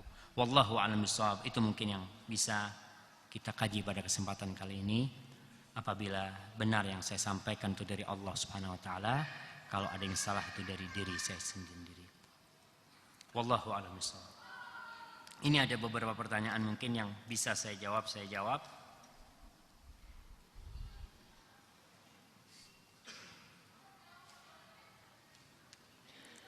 Assalamualaikum Ustaz. Afwan, saya seorang ibu, seminggu bisa 5 kali kajian. Saya merasa bersalah karena seringnya kajian, tetapi kewajiban saya insya Allah sudah terselesaikan dan suami mengizinkan. Syukran Ustaz. Assalamualaikum warahmatullahi wabarakatuh. Nah, intinya diizin suami. Dan jangan sampai hak-hak suami itu terabaikan. Usahakan nih buat ibu-ibu ya. Usahakan ketika suami datang ada di rumah. Usahakan di waktu-waktu penting ada di rumah. Jangan sampai yang membukakan pintu bagi suami adalah pembantu. Jangan, udah tahu tuh. Udah tahu, oh suamiku pulang jam 5. Udah dandan yang cantik. Dasternya masukkan bawa kolong udah. Pakai baju yang seksi, yang baik. Karena apa? Karena sekarang ini terus terang ibu-ibu ya. Godaan buat bapak-bapak ini berat sekali. Dia di luar tuh melihat perempuan-perempuan na'udzubillah yang pakaiannya kayak ayam yang dicabut bulunya. Kita ngelihat ayam ada bulunya, itu kan masih seneng. Tapi kira-kira ngelihat ayam jalan nggak pakai bulu gitu. Pakai baju yang ngaprot, semuanya ngaprot, na'udzubillah. Itu di luar seperti itu suami. Mudah-mudahan suami bisa menundukkan pandangannya. Dan Rasul Shallallahu Alaihi Wasallam dia tahu umatnya ini manusia biasa. Dan ajaran beliau, kalau suami melihat sesuatu yang membuat hasratnya timbul, apa kata Rasul SAW? Falyarji ila ahli, pulang ke rumahnya. Assalamualaikum. Ibu kan pembantu. Ibu mana? Kajian. Aduh. Lagi kajian. Jadi dilihat waktu-waktu yang suami biasa datang ada di rumah. Paling nggak ada di rumah ya. Kemudian suaminya diajak sekali-kali untuk kajian. Wallahu a'lam bishawab.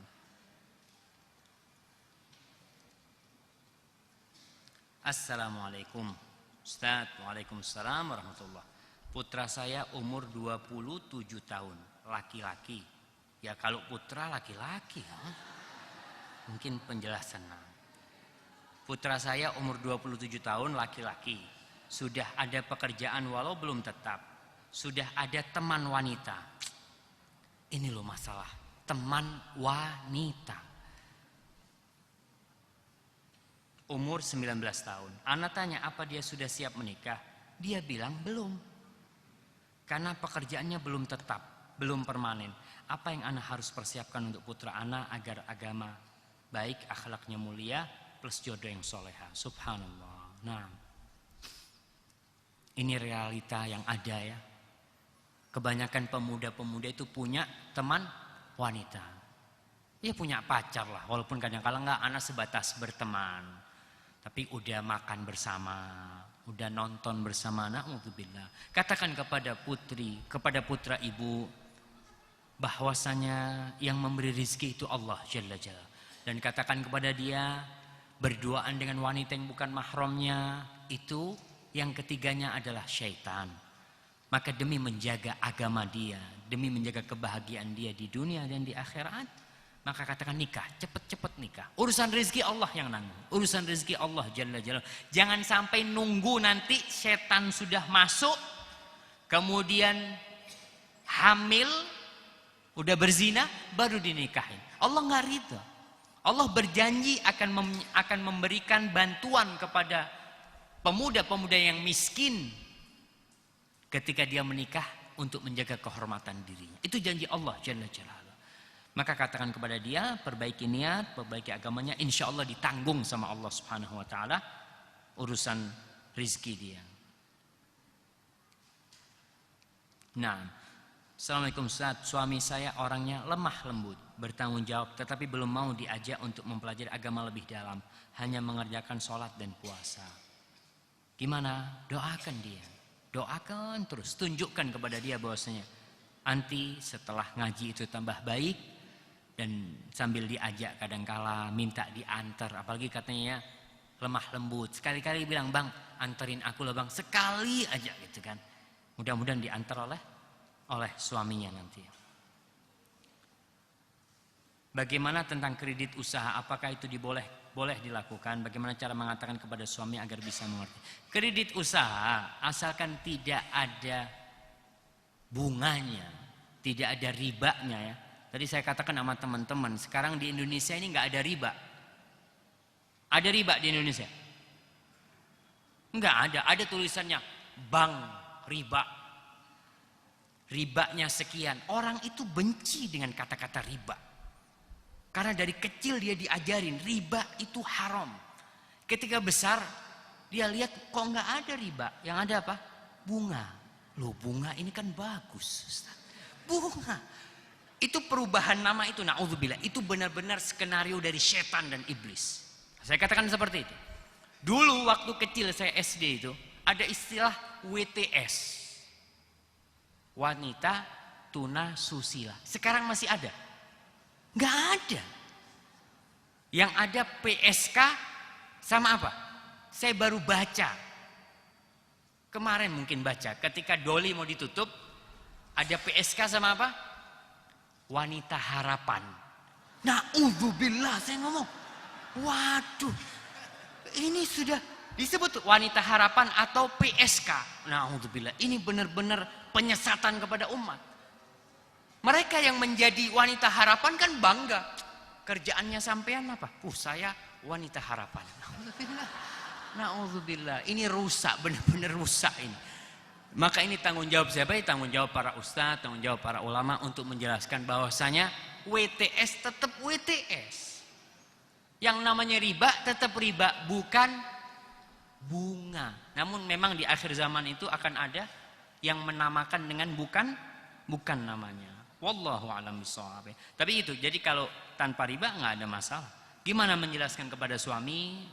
Ya harus santun kita menjelaskan kepada suami ya.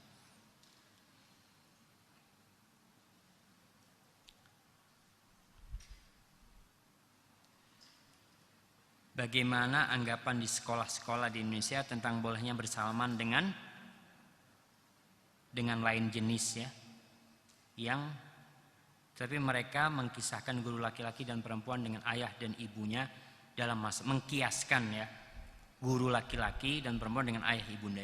Ketika belum balik, ketika masih kecil itu nggak ada masalah. Tapi kalau sudah balik, maka udah nggak boleh menyentuh wanita yang bukan mahramnya, subhanallah. Zina itu di dalam Al-Quran tidak ada ayat yang mengatakan jangan berzina. Nggak ada. Yang ada wala taqrabuz zina, jangan dekat-dekat zina.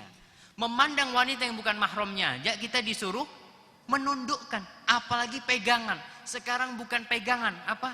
Cipika-cipiki. Na'udzubillah. Katanya dia, Ustaz, nggak ada perasaan apa-apa anak sama dia. Biasa aja, karena udah biasa. Nggak ada perasaan, tapi tetap yang haram itu tetap haram. Maka kalau tadi dikiaskan dengan ayah ibu nggak sama. Jadi kalau umpamanya yang sudah besar, yang sudah baligh, maka tentu Rasul sallallahu alaihi wasallam mengatakan, la ayyut'ana fi ra'si ahadikum bi mikhyatin min hadid khairun min ayyamassa imra'atan la tahillu lahu. Seorang ditusuk kepalanya dengan jarum besi itu lebih baik daripada menyentuh wanita yang tidak halal buat dia. Subhanallah. Nggak main-main. Kita mengatakan, Ustaz, Ale nggak ada perasaan apa-apa. Rasul sallallahu alaihi wasallam itu tidak pernah menyentuh wanita yang bukan muhrim. Mereka berbaiat. Orang-orang yang masuk Islam dulu berbaiat kan, berjanji suci.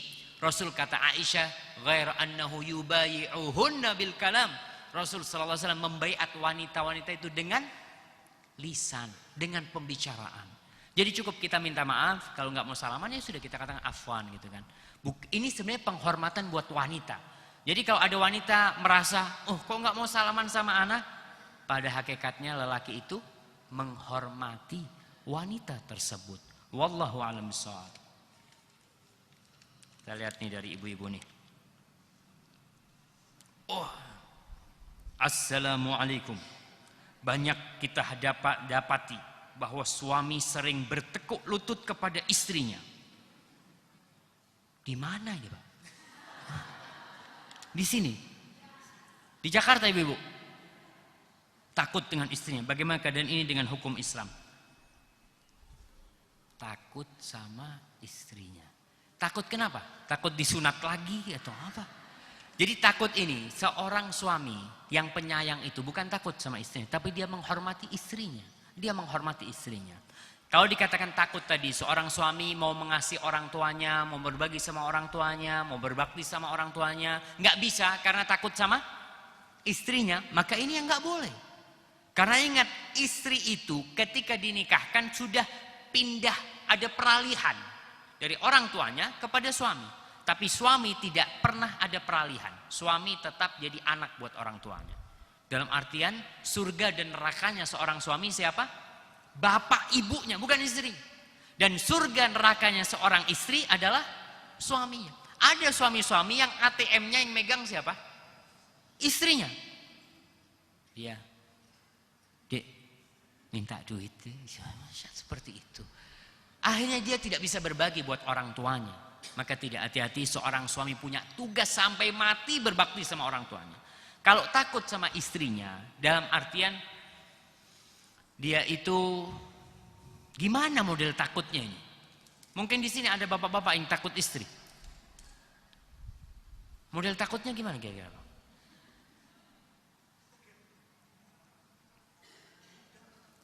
Oh, nggak berani ngomong enggak gitu kan? Mungkin istrinya ngomong, Mas, sini. Iya, ada apa gitu Mas. Dia selalu taat gitu kan. Cuci piring tuh masa sampai seperti itu? Kayaknya enggak lah ya. Kayaknya enggak ya. Tapi wallahu alam. Tapi jelas ingat ada tugas masing-masing.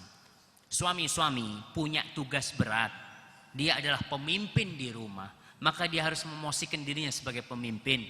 Dan pemimpin itu Allah sebutkan dikarenakan Allah memberikan keutamaan. Lelaki bisa memimpin. Sampai sekarang ada nggak jenderal TNI perempuan? Ada? Nggak ada. Karena tetap lelaki yang bisa memimpin. Dan Allah memberikan wibawa kepada seorang lelaki dia bisa memimpin. Yang kedua, karena seorang lelaki itu memberikan nafkah. Biasanya suami-suami yang takut sama istri karena dia ngasih nafkah sama istrinya. Rumah, tinggal di rumahnya siapa? Tinggal di rumahnya mertua. Terus yang kerja, ya istri Ustaz, anak kan belum bisa kerja nih. Itu kadang-kadang pincang kepemimpinan itu. Maka tolong diperbaiki. Dan cari istri yang soleha. Yang membantu urusan akhirat bukan membantu urusan dunia. Wallahu a'lam bishawab.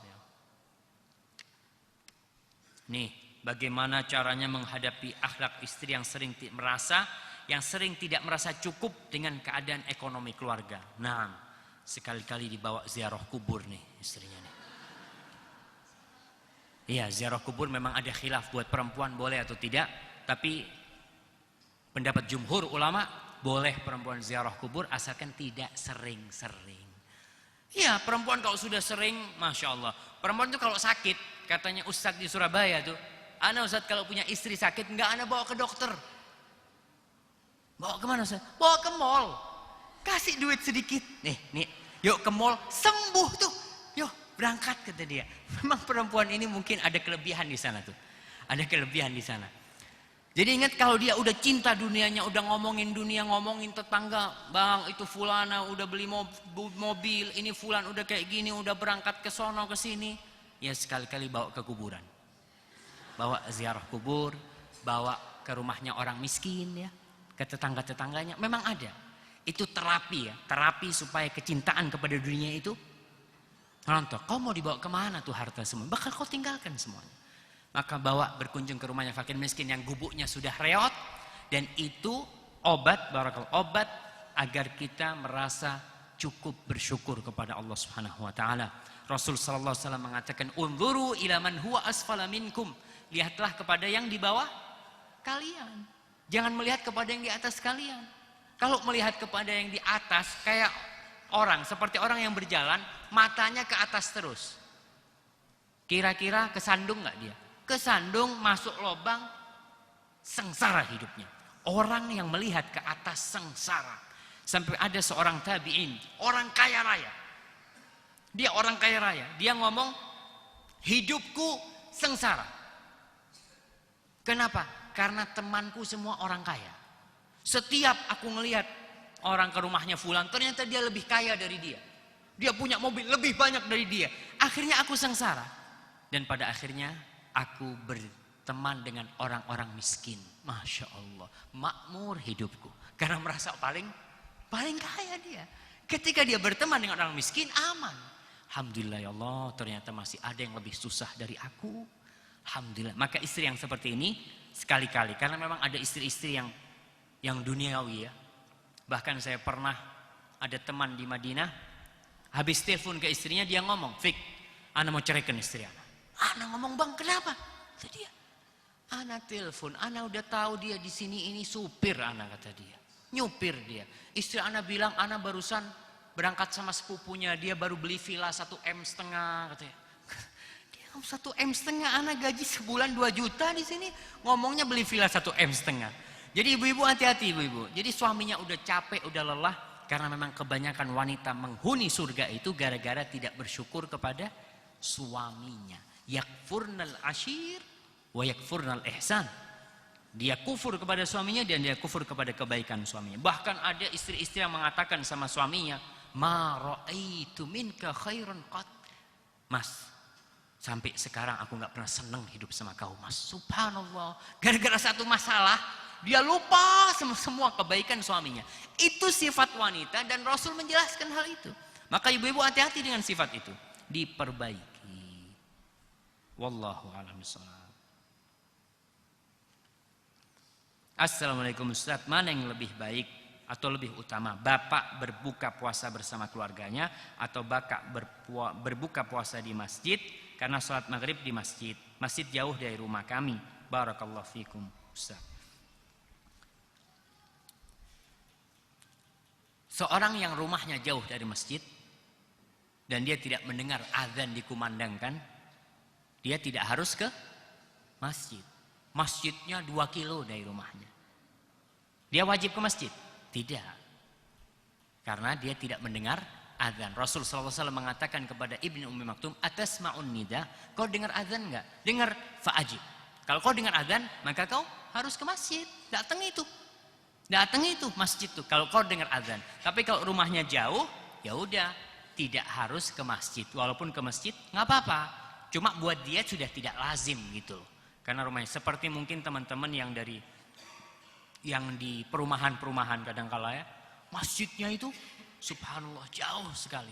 Saya kemarin ke Surabaya tinggal di sebuah rumah di perumahan. Di sebelah perumahan itu ada jalan besar, ada masjid, Masya Allah. Saya subuh, saya bangun, yuk kita ke masjid. Ternyata perumahan itu digembok. Jadi saya lihat, ya Allah, nggak bisa ke masjid nih. Iya, karena memang dekat masjidnya. Tapi karena perumahan jalannya itu harus 3 kilo mungkin. Baru bisa ke masjid yang dekat sama perumahan. Maka yang seperti ini tidak wajib. Karena dia nggak ada akses untuk menuju ke tempat itu. Tapi kalau dia bisa ke tempat itu, mau naik motor, fadol. Mau naik mobil, fadol. Tapi sudah tidak wajib ya. Sudah tidak harus. Karena jauh. Ini adalah keringanan dari Allah Subhanahu Wa Taala bagi mereka yang tidak mendengar azan. Ustaz, ini azannya 7 kilo kedengeran. Karena pakai mic sekarang. Ukurannya bukan mic. Ukurannya pakai azan. Para ulama jelaskan. Azan di atas tempat yang tinggi. Yang tidak ada suara, yang sunyi senyap. Kemudian dia terdengar. Karena di masa Rasul SAW nggak ada suara motor, nggak ada suara mobil, nggak ada suara pabrik, nggak ada. Ketika azan ya udah sepi, seperti itu. Maka kalau dengar kira-kira berapa kilo dengar itu? 1 kilo?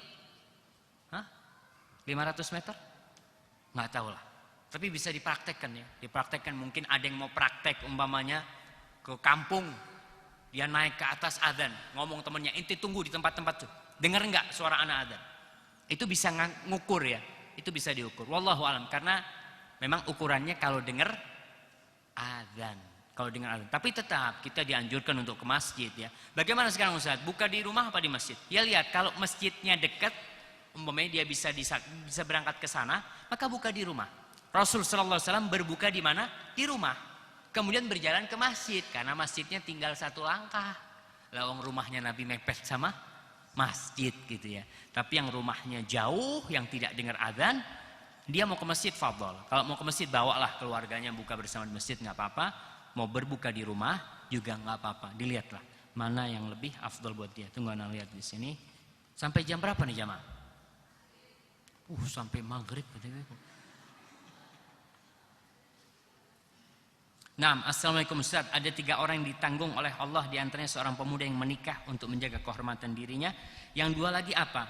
Yang 2 lagi ini, yang kedua adalah al-mukatab, seorang yang ingin membebaskan dirinya, seorang budak yang ingin membebaskan dirinya. Yang ketiga ini kok lupa nih Ibu. Coba nanti Anda lihat lagi. Wallahu a'lam bishawab nih.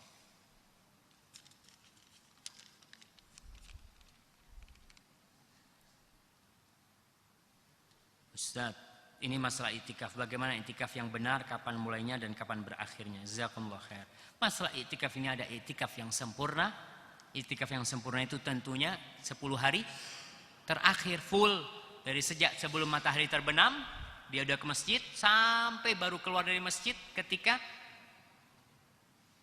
munculnya bulan Id. Jadi full, itu yang full. Tapi ada orang yang gak bisa full. Orang nggak bisa full. Ana bisanya Ustaz cuma dari maghrib sampai subuh, nggak apa-apa. Itikaf dari maghrib sampai subuh. Umpamanya Ustaz, ana nggak bisa, ana kerja Ustaz. Ya udah lihat kalau bisa itikaf itu malam-malam ganjil. Malam-malam ganjil, pas malam 21, malam 23, malam 27, 29. Karena memang ya sebagian orang masih harus bekerja ya, masih harus bekerja. Paling nggak dia bisa itikaf di malam-malam ganjil itu. Kalau orang yang itikaf yang sempurna benar-benar nggak keluar dari masjid, 10 hari itu siang malamnya di masjid. Kalau bisa, kalau nggak bisa, berusahalah semampunya untuk berada di masjid.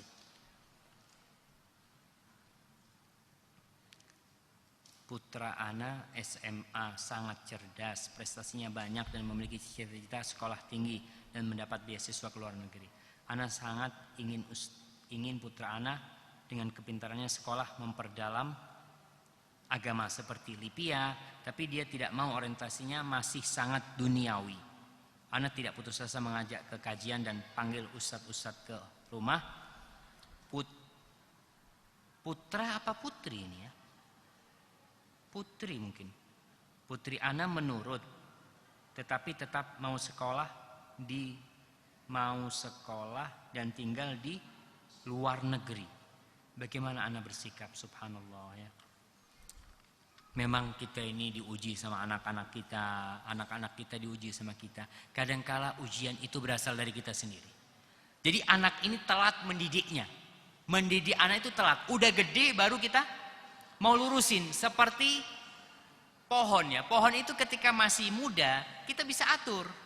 Kita tarik ke bawah supaya bengkok, kita tarik supaya bengkok, masih bisa. Tapi kalau sudah pokoknya udah gede, udah susah. Tapi gimana sekarang? Solusinya ini gimana Ustaz? Menghadapi yang seperti ini. Ya doa lah. Doa sama anaknya, sekali-kali dibawa ziarah kubur juga. Anak-anaknya itu supaya lihat lihat tuh kuburan orang-orang yang kaya, kuburan orang-orang yang sukses. Tuh lihat tuh rumahnya pemimpin-pemimpin negara kita umpamanya. Hilang, semuanya ditinggal gitu nak. Apa yang kau cari di dunia ini nak? Kau ingin rumah gitu kau bakal tinggal. Kau ingin prestasi yang sangat tinggi bakal kau tinggal. Yang kau bawa cuma satu nak, yaitu amalmu ke kuburanmu nanti. Mungkin dengan seperti itu bisa terbuka hatinya. Tapi doa ibu. Kemudian banyak istighfar sama Allah SWT.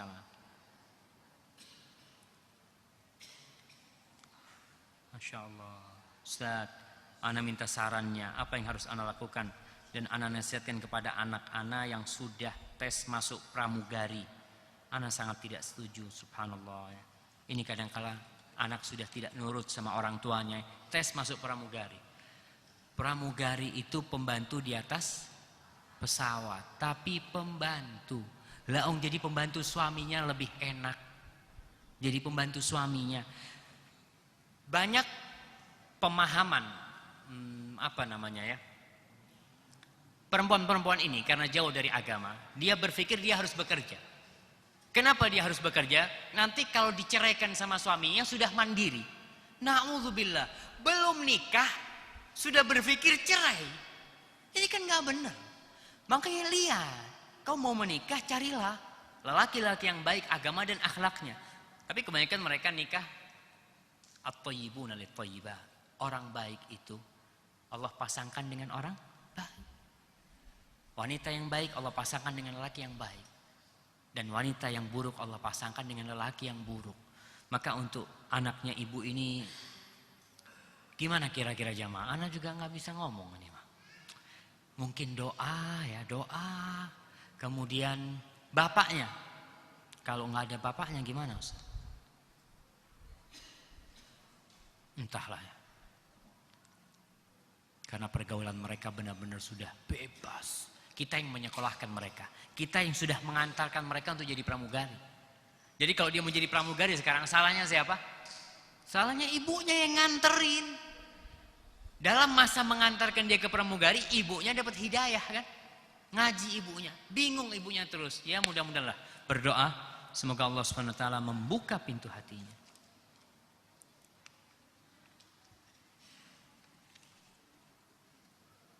Nah, katanya 10 menit lagi nih jamaah.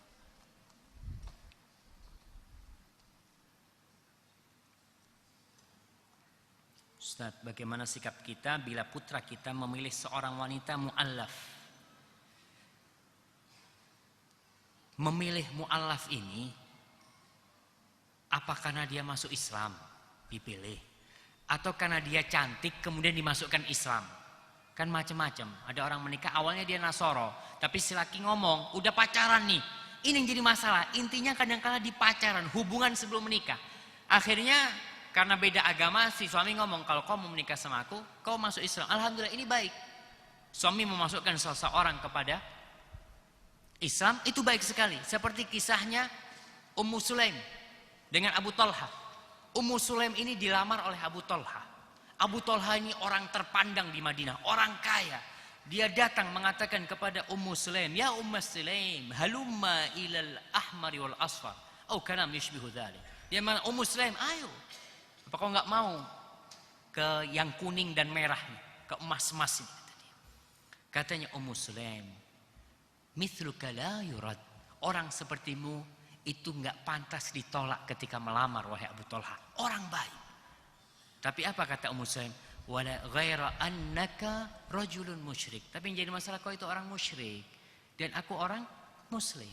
Kalau kau masuk Islam, aku ridho itu jadi maharku, kata dia. Langsung Abu Talha masuk Islam. Masuk Islam. Dia mengatakan syahadat di depan Rasul sallallahu alaihi wasallam dan Islam yang baik. Jadi kalau perempuan ini benar-benar masuk Islam, maka tolong dibimbing keislamannya. Namanya orang mu'alaf harus dibimbing, dia belum tahu. Dia belum tahu. Gadis ini pindah Islam seorang diri, sedangkan orang tua dan keluarganya bersama masih non muslim. Nah, tolong dibimbing. Kalau memang dia sudah milih dia, dibimbing dengan baik, didoakan, diajak kajian. Memang butuh proses dan kadang-kala kita harus bersabar. Ingat, harus dilihat benar enggak keislaman dia.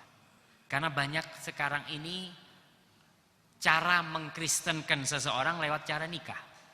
Banyak. Bahkan di Jawa Barat nih, ada seorang anaknya ustadz, dipacarin sama seorang non muslim, dipacarin sama dia, sampai mau nikah, datang akhirnya ke rumahnya Pak Kiainya ini mau melamar, ngomong sama Pak Kiai, ana mau nikah sama putri Bapak, tapi di gereja. Na'udzubillah, seperti itu. Maka hati-hati ya, hati-hati, dilihat kebenaran dia.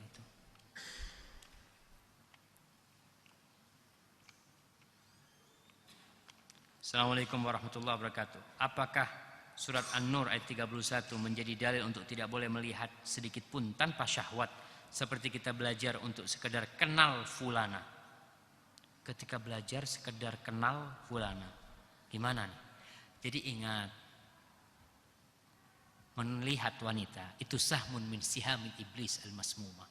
Dia adalah anak panah iblis yang beracun.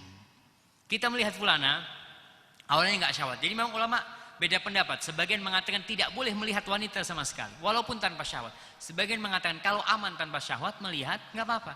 Tapi ingat, melihat terus-terusan itu bisa menimbulkan syahwat. Siapa yang bisa menjamin kau aman?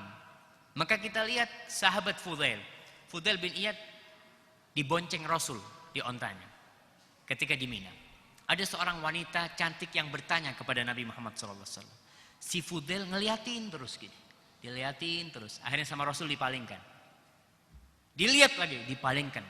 Karena memang memandang itu bisa mengantarkan kepada syahwat. Jadi kalau memandang sekedar memandang untuk perlu, oh fulana, ya udah selesai, nggak masalah. Tapi kalau untuk memandang, masya Allah, cantik banget fulana ini, nah itu bermasalah itu.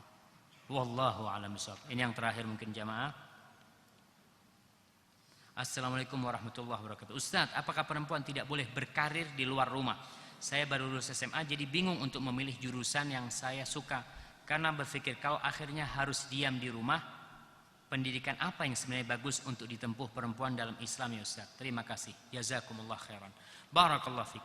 Perempuan boleh berkarir di luar selama itu tidak bertentangan dengan fitrahnya. Dan Islam butuh dengan wanita-wanita, umpamanya dengan guru. Kita butuh dengan dokter perempuan. Kalau semua dokter sekarang kayak model dokter kandungan, bermasalah nih. Kita kekurangan dokter kandungan perempuan. Hampir kebanyakan dokter kandungan laki. Maka ini peluang buat ibu-ibu, kalau gitu anak jadi dokter kandungan. Tapi katanya di Indonesia ini kita masih pakai hukum Belanda. Untuk jadi dokter kandungan itu harus anak pertama kalau perempuan. Iya, saya dengar itu katanya kalau dokter perempuan kandungan itu harus anak pertama. Katanya kalau anak pertama perempuan itu ya kecerdasannya Belanda nih ngomongnya. Katanya kecerdasannya sama dengan lelaki. Kalau tidak, nggak boleh ambil jurusan dokter kandungan. Itu dulu mungkin sekarang sudah tidak. Jadi kalau karir yang diperbolehkan yang sesuai dengan fitrahnya, umpamanya perempuan itu mau menjadi guru untuk anak-anak, untuk anak-anak TK ya. Jadi yang memang sesuai dengan karir dia. Kalau tidak, nanti sama suami ini, kalau sama-sama kerja ya, nggak ada tuh rumah tangga. Si suami kerja berangkat jam 6 sampai jam 5. Si istri kerja jam berapa? Jam 6 sampai jam 5 juga. Pulang udah sama-sama capek. Udah sama-sama capek. Jadi mana yang namanya keharmonisan di rumah tangga itu? Wallahu a'lam. Jadi kalau karir itu dilihat selama dia bekerja di tempat yang menjaga kehormatan dirinya, tidak bercampur dengan kaum lelaki, dan dia di situ bisa menjaga keimanannya, nggak ada masalah. Jadi kemana? Ya jurusan-jurusan lah. Umpamanya sekarang koki, kita lihat koki ini. Kebanyakan koki itu laki apa perempuan? Laki. Saya itu bingung. Kemana perempuannya?